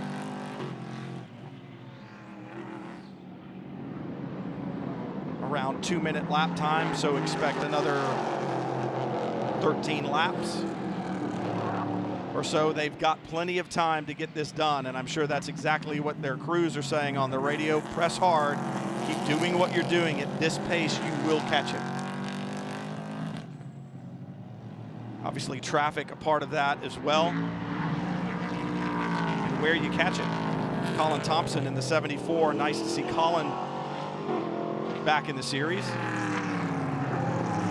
Champion in Porsche GT3 Cup. Also a champion in this series, I believe 2 years ago. Well acquainted with the cars. And good to see him back sharing that car with Wyatt Schwab, 47 Motorsport, so you know it's a good entry. That is Joe Robillard, and that car, it grabs your attention because it's painted almost exactly like the car that Stephen McAleer is in. They're teammates, obviously, at Joe Robillard Racing, but you see that blue turquoise paint scheme. It kind of gets your attention. 7.2 seconds at the line last time by for Stephen McAleer. His lead over Austin McCusker. McCusker having to deal with Anthony Simone right behind him. Still cutting into the lead, not so much because of traffic that time, only about 0.2 of a second gain for Austin McCusker to Stephen McAleer, but each time it's a little bit more and a little bit more. He has the time to do it if he can get traffic working in his favor. Yeah, lost a little bit of ground on that last lap, did Stephen, about a second compared to his previous lap, which had been his fastest lap of the race, 1:59.1 for Stephen McAleer on lap 31. 32 laps completed now by the race leaders. And Garrett Grist in the 4th position in car number 51. He's not now closing on that battle for 2nd and 3rd. Interesting to see why, because he certainly has a fast car. He was super fast at Daytona. Unfortunately, they had some problems during that race. He and Rob Hoders finished way down the order, but Garrett Grist is fast and is in the 4th place right now in car number 51, and not too far behind him, about 6 seconds behind him, is that number 26 car, actually the team car, of Matt Bell, who has already set the fastest lap of the race, the 1:58.3. Anthony Simone's going to be very frustrated with the 86 of Dave House, who got in the battle, in the middle of the battle between himself and Austin McCusker. He lost some time, and now Joe Robillard with a problem on the racetrack, a spin. And we'll get back underway, but that really separated the 47 and the 23. By the way, that fastest lap of the race by Matt Bell, a 1:58.352. That's just 9,000ths of a second away from Patricio Award's lap record set last year in this race. His way to victory for AMSA Motorsports as a 1:58.343. So he's got to find a little bit more if he wants a Matt record. That's Matt Bell in car number 26. For Joe Robillard, just got a little wide over in turn 5. The outside got into the dusty area of the racetrack where a lot of the Sebring sand gathers as the cars push it out in that direction, and just lost traction, and around he went. But his teammate, Stephen McAleer, has actually pulled out a little bit, about a half a second over Austin McCusker that time. So McCusker getting caught in some traffic, it seems like, and the crew really on the radio with Stephen McAleer, urging him on, making sure that he stays focused forward. The lap times stay where they need to be. McAleer goes by, looking back down the road. There's McCusker. 23 just behind as well. And that's the thing. For Stephen McAleer, Austin McCusker is close enough to see. So nobody needs to tell him on the radio whether you're gaining or losing. Yeah, you want to hear that. You want to know that that your lead is staying there. You want to know that it's being eaten into little bits at a time. But Stephen can see it as well, and as long as it remains a pretty small dot in his mirror, he's got a certain comfort factor. You begin to feel that pressure when that dot gets bigger and bigger and bigger. Yeah, that's a good point. And for McAleer last time around, back to his pace from the previous lap, 1:59.17, so fractions away. I mean, thousandths of a second away from his fastest lap of the race that was set 2 laps previously. The 7 car. That's number 4 car, Neil Alberico, trying to make a move there on Lance Willsey. This is the battle for 13th position. Neil Alberico is the car behind in car number 4. That's the car that Leo Lamellis was driving early on. Had that drive-through penalty, dropped him a long way back down the order. Neil Alberico, having won the opening round of the championship Daytona, now trying to get as many places back as he can to keep himself in championship contention. It's good to to see Neil Alberico in that car with the success that he's having. He needs that to help his career stay on track. Impressive in open wheel cars up through Indy Lights, just looking for that next opportunity. And I think he's one of those young drivers who realizes that the opportunity may not be there in an open wheel car, and looking to sports car to make a living as a professional race car driver is by no means stepping down. It's stepping sideways. It's a sideways step, and some of the best race car drivers in the world elect to drive sports cars. And I think Neil Alberico may have found a home here if he can keep this going. Yeah, you're absolutely right, Brian. You know, when he came to the sports car race for the first time, just toward the end of last year, it really opened his eyes. I think it was at Petit Le Mans he came along to, and you know, he figured out, wow, you know, this is really cool, because he hadn't really paid attention to it in the past, but now he saw the crack of a door. He came here for the Michelin Sebring Encore, had a really good performance here, and then at Daytona. Mainly as a result of strategy, perhaps, but you know, he measured his pace towards the end of that race and came away with the win. So he wants to get as many points on the board as he can. He's got past the number 33 car on that lap, but he's got a lot of big deficit to make up over the next car, which is actually going to be Jonathan George, who's about 14 seconds ahead of him with only 20 minutes remaining in the race. That's going to be a pretty tall order.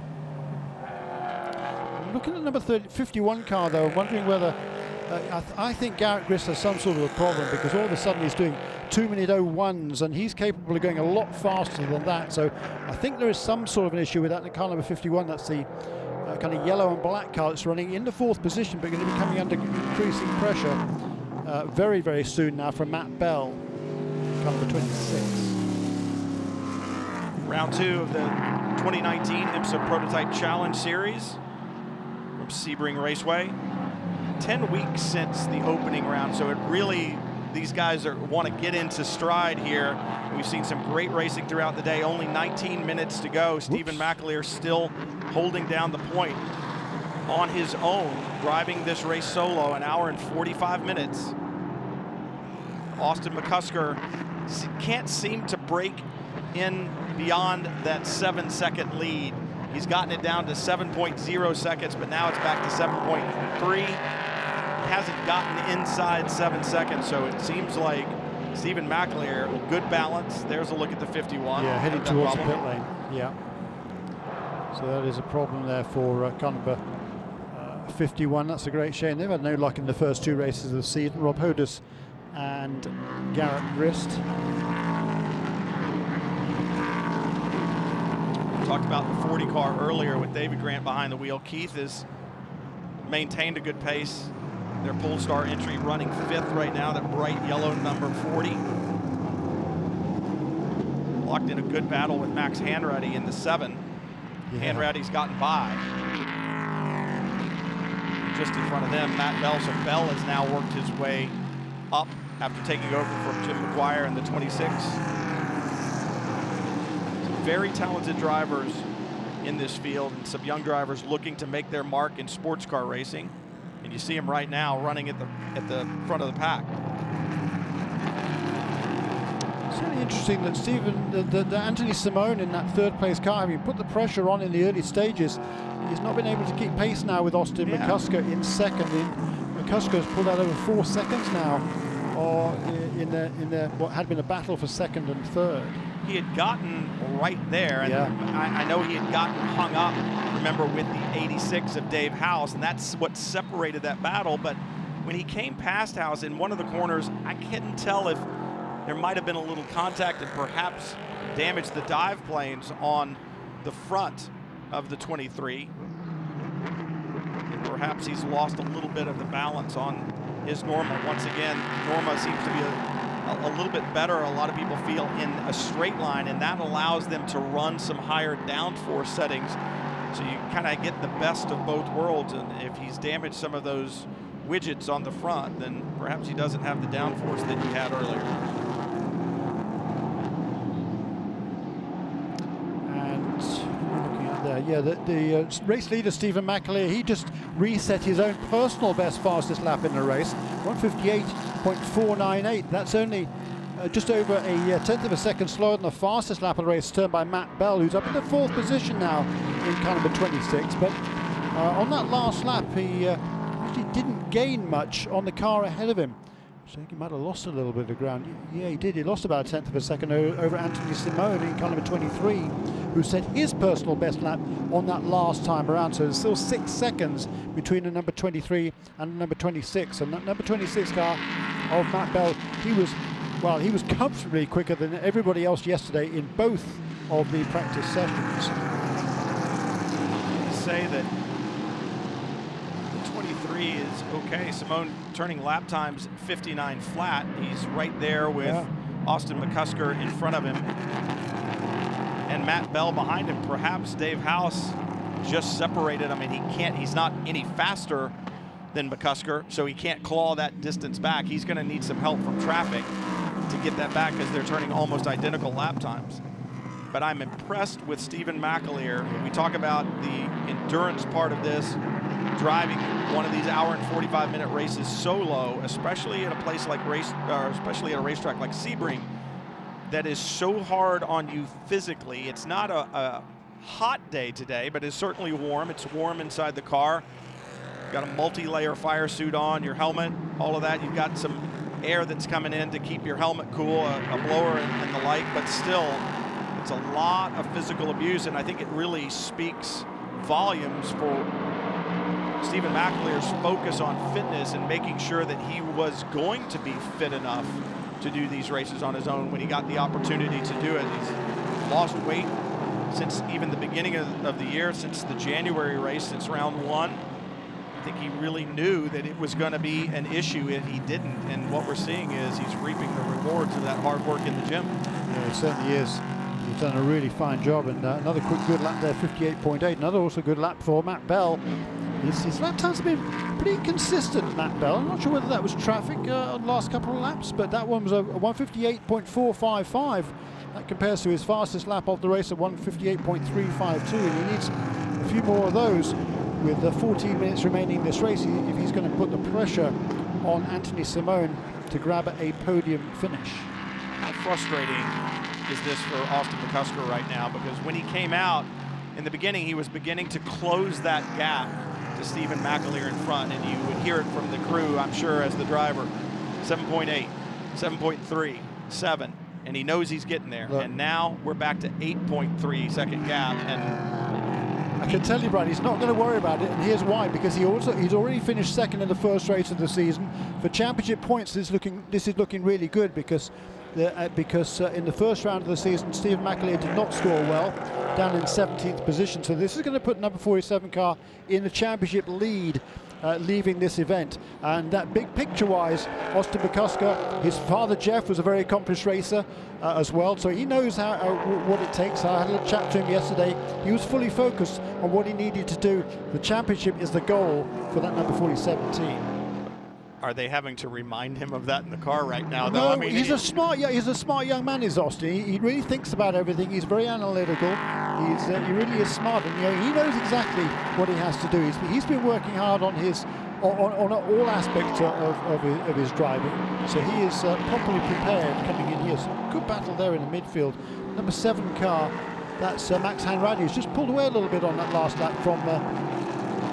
He's actually got past. No, he was ahead. He was under pressure. Was Max Hanratty from David Grard's number 40. But on that last lap, number 54 car, Dylan Murray, who's really doing a nice job in the wheel of that number 54 car, made a great debut for that MLT Motorsport team. Murray has now got past. He's up into 6th place, and he's got past David Grant. We talked about the 51 car, and Garrett's day is getting worse. He came to pit lane and now has a speed violation in pit lane, so they'll have to do stop and hold in pit lane to serve that penalty. So from bad to worse, if he had a problem that was causing him speed on the racetrack, which is why he came to pit lane, I don't think the car's come out again, so I think it's game over for that car in any case, unfortunately.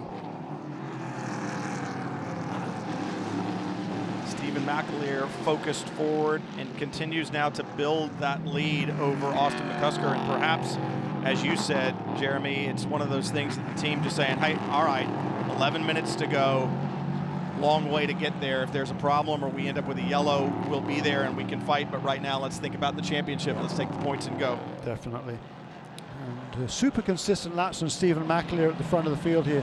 1 minute 58.768 last time around. His previous 2 laps were both 158.84 and 82. So that's beautiful. Last 3 laps all within 400ths of a second of each other. That's what Stephen McAleer, he's a very accomplished driver and a very accomplished driver coach. And that's what he'd be telling, I've been telling a lot of his students over the years, just be consistent. Build the pace, but be consistent as well. If you can be consistent and fast, that's an unbeatable combination. The other thing that's interesting about Stephen McAleer, as many young drivers, and a problem for 23. Anthony Simone slowing out of turn 6. Car seems to have lost drive. And this is interesting. We were just saying Austin McCusker may just be saying, all right, second's okay. If we get a full course caution, maybe we've got something for him. And they may get their full course caution, because I'm not sure that the 23 is going to be able to get to a safe place. Pulls it way to the right, trying to get as far off as possible. But what will the officials do? Will they cover it with merely a stationary yellow, or will they need to go get that car? Yeah, that's a great shame for that number 23 car, you said, wasn't it? Yes. Yeah, Andy Simone running in the 3rd position. That's going to hand Matt Bell at least a position on the podium, at the very least. And what was his lap time last time around for Bell? Was a 58.9, so he's lapping, well, I'm not sure about consistently, but he's lapping regularly in the 158. He's now up into 3rd place, so if there is a full course caution, that's certainly going to be very, very good news for him. Just inside 10 minutes to go, Stephen McAleer, he hasn't seen that stranded car yet, but he'll see it when he gets over to turn 6. And he's going to be on the radio saying, it looks safe to me, I would just leave it there. And you know, Austin McCusker is saying on the radio, that's a really unsafe place for that car. They need to go full course caution and come get it. Yeah. And the gap from 2nd to 3rd, from 1st to 2nd, it's around about 9 seconds, a little bit under that time around, because Austin McCusker turned a good lap of 58.8, but is fully 11 seconds back to the car number 26, that is Matt Bell, who has set the fastest lap of the race in car number 26, and a big gap back from him to what will be now the number 7 car of Max Hanratty, also has done a nice job from Milwaukee, Wisconsin. And then the youngster Dylan Murray making an excellent debut in the LMP3 class. So probably about 5 laps to go for Stephen McAleer.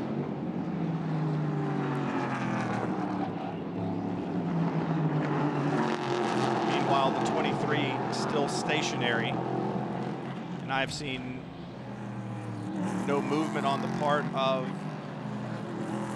the flagman across the way from our position of a full course caution. No, I mean, you know, all the teams will have been informed that the car is there, and if it's, you did a good job to pull it, you know, well off the racetrack, so it's not really in the way. As long as the drivers are aware of where that car is, then all should be well. And certainly the race officials will try not to go full course caution, unless they absolutely have to. Unless it really is a safety issue. Absolutely. The officials here, Todd Snyder is the race director for IMSA Prototype Challenge. Very accomplished race car driver in his own right, very quick, and they're racers. Yeah. And they want the race to continue, so they'll make sure that it's in a safe location, but if it is deemed that way, they'll continue, and that appears to be exactly what we're going to do, and Stephen McAleer can breathe again, Yes. at least for now. Yeah, next car ahead of Stephen McAleer, by the way, is his team principal, Joe Robillard, is running a really good 14th position overall, because Joe doesn't have a lot of experience in any sort of racing.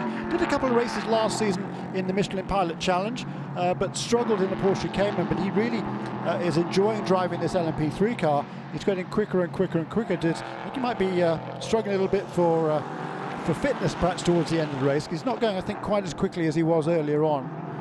Is he looking at the lap times?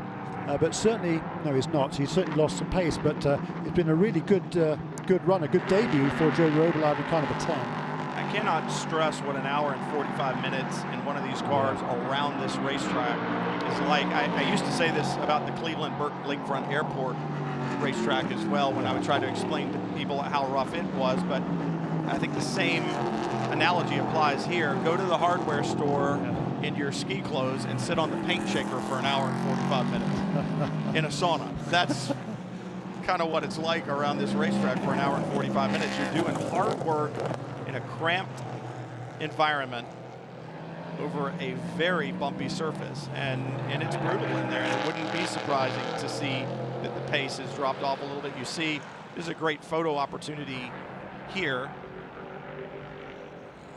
Team cars down the back straightaway. The orange in plates on Stephen McAleer's number 43.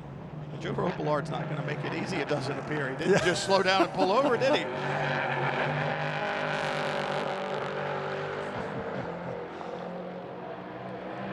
He'll probably try and tuck in now. He's pulled right over to the right-hand side of the racetrack as they head towards turn one. He'll let Stephen go through on the inside, won't he? Yes, he will. And now he'll tuck in behind him and try and follow him home to the finish and try and learn some more. Good, excellent driving there. Really heads-up driving from Joe Robillard, because Stephen was actually quite a long way behind him as they came on the straight. And I'm sure Joe was kind of lifting off thinking, where are you, where are you, where are you? Go. And he finally did so, and he'll now tucking behind him. But excellent driving by this. Great performance by the team. Milner Motorsports run these two cars based in Central Florida. And for Robillard Racing, they made their debut at this level at Daytona. They ran a car there for, just the one car there for Steve McAleer, and Kenton Cook was his co-driver there, but they had problems during the race, finished well down the order. But had a great run going. They were running at the front of the pack until after the pit stop, Stephen McAleer lost a wheel in the West Horseshoe there at Daytona, and that was day done.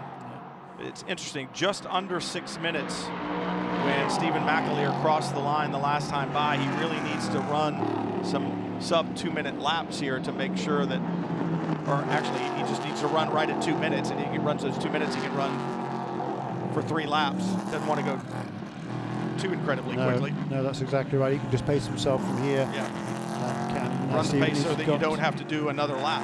Well, that's true too. And just watching Neil Alberico in that car number 4. He's up to 11th position now, and he'll probably pass number 70 car, perhaps of Jonathan George. He's certainly caught up pretty quickly with Jonathan over the last few laps, and trying to get up himself inside the top 10. That'll be his goal for the remainder of this afternoon. The track has obviously stayed very consistent as well, and that was one of the things that we were talking amongst ourselves about how consistent would the racetrack be in years past. Multiple tire manufacturers here and multiple series running, different tire manufacturers here with WEC running and all the IMSA WeatherTech sports cars running, Michelin Pilot Series. It's all Michelin rubber. There is a lot of it on the racetrack, but it seems like a much more consistent racetrack than we've seen in years past. Yeah, I agree with you there. Curious. The two leaders on that last lap both turned pretty slow laps. Matt Bell did not. He pulled up more than 2 seconds quicker in that third position. He kind of at 26 compared to the first and second place cars ahead of him. He's still got an 8.7 second deficit, so certainly if something goes wrong for either of the first two, I don't think Matt Bell can catch them. But last time around, the race leader turned to 2 minutes 0.0. I'm sure he was just waiting for Joe, hoping he'd follow him. Wasn't able to. I guess probably maybe Austin had to find a way past Joe Robillard last time. I don't think he did there. So we'll keep an eye on Austin McCusker in the second position. 2 minutes 02 it was last time around. Now under 3 minutes. Stephen McAleer still in the lead, extending now almost 10 seconds over Austin McCusker. And Matt Bell trying to close in on McCusker, but he's got a long way to go. He's got over 8 seconds, almost 9 seconds between himself and Austin McCusker as any hopes of finishing second. Yeah. So right now it's the top 3 holding station, and Stephen McAleer looking for a victory in Prototype Challenge. And how big would that be, not only for Stephen personally, but for this Robillard racing team? It would be huge. Neil Alberico, by the way, did make that pass on Jonathan George, and Jonathan falls down to 11th place overall, but Yeah, that's going to be the best of the Bronze Cup drivers, with the 2 bronze category drivers at the wheel of the car, running in 11th place, just ahead of Lance Willsey, who'll be 2nd in Bronze Cup, I believe, at the end of this race. There goes McAleer to complete lap 44, and the white flag waves. Did exactly what he needed to do. He ran 2 laps, just over 2 minutes, so that when he got back over here, he would be able to just kind of cruise for this last lap, set that up pace-wise. His pace throughout the race has been spectacular. Somebody else's, and you mentioned this earlier, David Murray needs to be one proud papa. Yeah. Because his son Dylan has done an excellent job behind the wheel of the 54 Ligier, running 5th right now, and that'll be a celebration for that group. Yeah. They've done an excellent, excellent job all weekend long. 17-year-old Dylan Murray making his debut in the LMP3 cars. They've done a little bit of testing, but not an awful lot. Eric Van Bibber, who's a vastly experienced crew guy, he has been looking after that car, and it's been fast all weekend. David, of course, had a bit of a problem earlier in the race, but Dylan's had a tremendous comeback. But they've done a great job of getting the car back up there. He's running very representative lap times. He's been consistent. Keith Grant lost some ground on the last lap. Did. Must have had a problem somewhere, because he had been right there behind Dylan Murray, but James French has moved forward, as well as Alex Barron.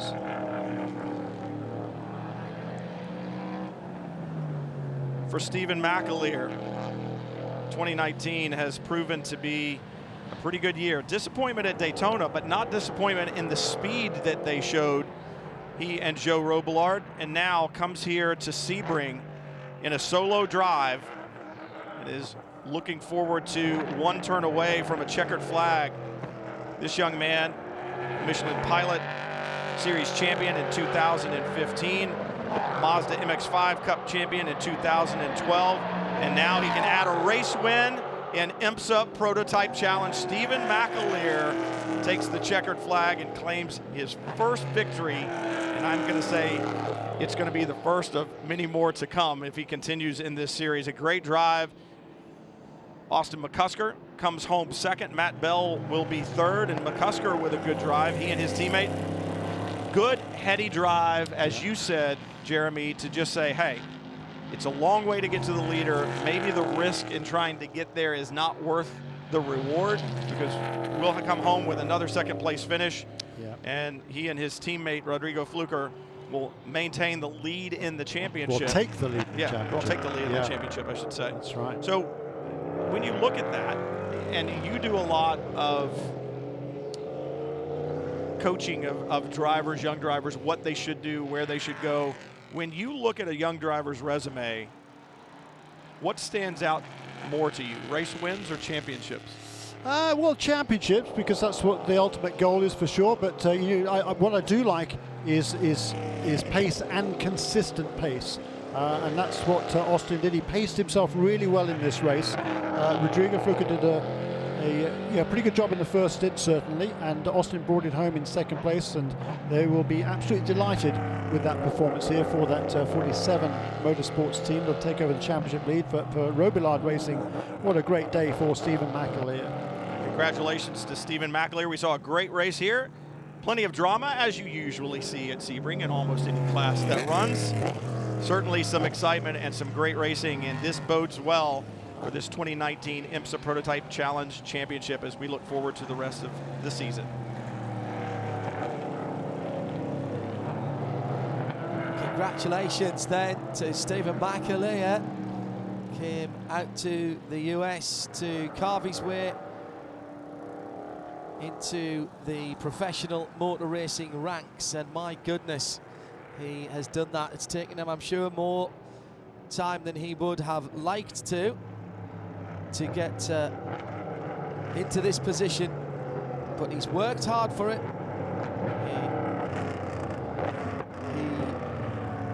When I first heard of him, was literally stacking shelves in a supermarket in Scotland. Came on Midweek Motorsport. We had a chat with him.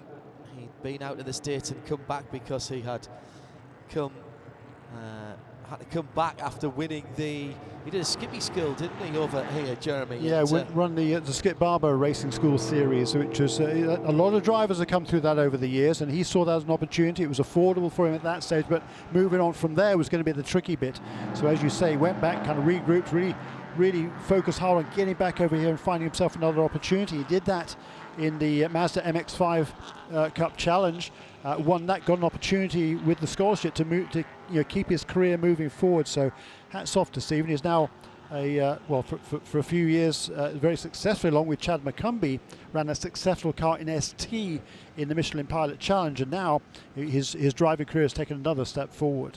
And Brian, before we let you guys sign off, again, the IMSA Prototype Challenge proving, if any more proof were needed, that the format is right, the formula is right, and the racing, well, it's a microcosm of endurance racing, and that's exactly what this IMSA Development Series is all about. Oh, absolutely. I mean, the formula is spot on, and you don't want to see it changed at all. You know, the great thing about it is, with the formula the way it is, there's no dreaded BOP that I know a lot of race fans struggle with, and a lot of teams and manufacturers do as well. And it really is about the crews and the drivers. And I think about Stephen McAleer, and I talked to him at Daytona and said, when was the last time you drove a downforce car? And I think this speaks volumes as to how good this young man is. It's been a long, long time, and now he's gotten back in one. It didn't take him long to take it to the front. Second round then is in the history books, and it's the first win at this championship and the first checkered flag to take home for Stephen McAleer. We'll be back for the rest of the IMSA Prototype Challenge season here on IMSA Radio and IMSA TV. For Jeremy and for Brian Till, I'm John Hindhaugh. Bye-bye for now.